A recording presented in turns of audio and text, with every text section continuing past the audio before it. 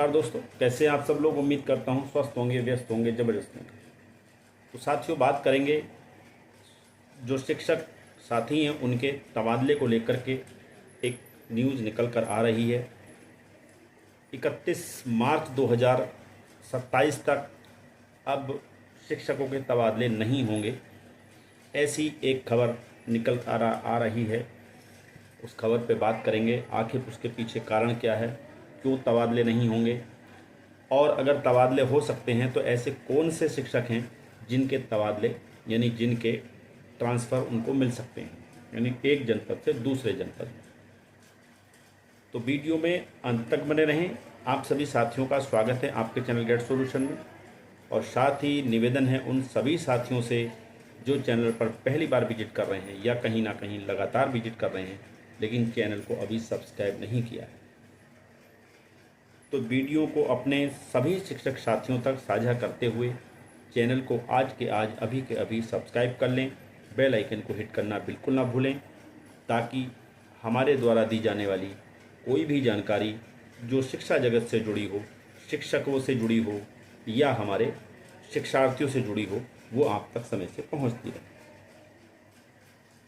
तो साथियों, उत्तर प्रदेश से खबर है कि अब जो ट्रांसफ़र हैं वो 31 मार्च 2027 तक रोक दिए गए हैं। खबर क्या है, कारण क्या है, वो पूरा जानते हैं इस खबर के माध्यम से। दैनिक जागरण की खबर है 31 मार्च तक शिक्षकों के तबादले नहीं। अपर मुख्य सचिव बेसिक शिक्षा पार्थ सारथी सेन शर्मा ने जारी किए निर्देश, यानी निर्देश भी जारी कर दिए गए। बेसिक शिक्षा परिषद के स्कूलों में कार्यरत शिक्षकों और शिक्षिकाओं को अंतर जनपदीय यानी एक जनपद से दूसरे जनपद में यानी एक जिले से दूसरे जिले में स्थानांतरण के लिए इस वर्ष इंतजार करना पड़ेगा। केंद्र सरकार के महत्वाकांक्षी जनगणना कार्य को सुचारू रूप से पूरा करने के लिए राज्य सरकार ने 31 मार्च 2027 तक सामान्य तबादलों पर रोक लगाने का निर्णय लिया। हालांकि मानवीय और विशेष परिस्थितियों में कुछ शिक्षकों को राहत दी जा सकती है या दी जाएगी, जिसमें दिव्यांगता, कैंसर, डायलिसिस और पति पत्नी दोनों शिक्षक होने जैसी परिस्थितियां शामिल हैं।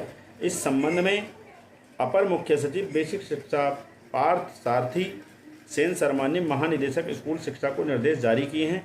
अपर मुख्य सचिव की ओर से जारी निर्देश में कहा गया है कि यह फैसला केंद्रीय गृह मंत्रालय द्वारा जनगणना कार्य में लगे कर्मियों के स्थानांतरण न किए जाने की अपेक्षा के आधार पर लिया गया है। यानी कि गृह मंत्रालय की जो अधिसूचना है उसमें ये स्पष्ट कहा गया है राज्यों से कि स्थानांतरों को अवॉइड कीजिए ताकि जनगणना पर कोई प्रभाव ना पड़े। हालांकि कुछ श्रेणियों के शिक्षकों को स्थानांतरण की अनुमति दी जाएगी। कुछ ऐसे शिक्षक जो विशेष कैडर में आते हैं उनको जो है स्थानांतरण की सुविधा दी जा सकती है, यानी उनके लिए ये प्रक्रिया जारी, वो आवेदन कर सकते हैं। कौन से शिक्षक हैं वो?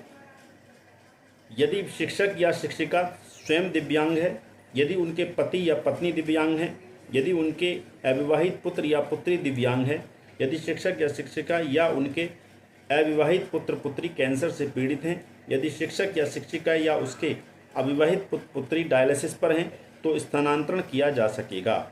यदि पति पत्नी दोनों बेसिक शिक्षा परिषद के विद्यालयों में शिक्षक हैं और उसमें से कोई स्थानांतरण के लिए आवेदन करता है तो जिस जिले में शिक्षक छात्र अनुपात कम होगा वहां दोनों में से किसी एक का स्थानांतरण किया जा सकता है। बेसिक शिक्षा राज्य मंत्री स्वतंत्र प्रभार संदीप सिंह ने बताया कि भारत सरकार के निर्देशों के अनुसार जनगणना 26-27 का कार्य किया जा रहा है, जिसमें बेसिक शिक्षा विभाग के शिक्षक व शिक्षिकाएं बड़ी संख्या में दायित्व निभा रहे हैं। इसी कारण इस वर्ष केवल विशेष परिस्थितियों में ही अंतर जनपदीय स्थानांतरण की अनुमति प्रदान की जा सकती है। यानी कि कुल मिला के यहाँ पर एक जिले से दूसरे जिले में जो ट्रांसफ़र है वो विशेष परिस्थितियों में हो सकता है।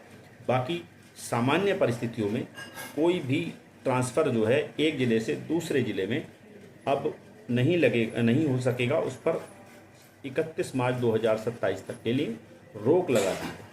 तो शिक्षकों से जुड़ी बड़ी खबर है, क्योंकि शिक्षक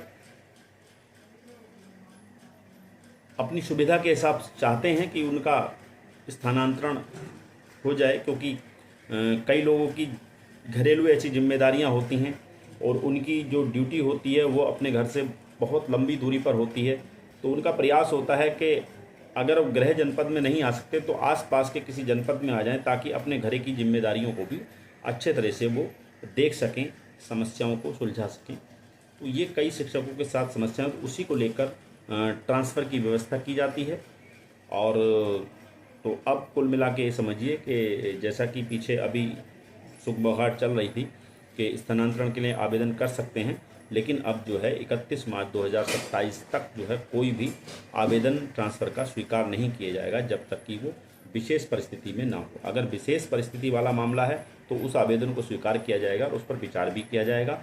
लेकिन अगर सामान्य परिस्थिति वाला कोई व्यक्ति, कोई भी हमारा शिक्षक साथी अगर ट्रांसफ़र चाहता है एक जनपद से दूसरे जनपद में, तो उसको स्वीकारा नहीं जाएगा और वो ट्रांसफ़र उसको 31 मार्च से पहले किसी भी हाल में ट्रांसफ़र नहीं हो सकते। इस तरह की सूचना जो है उत्तर प्रदेश से निकल के आ रही है।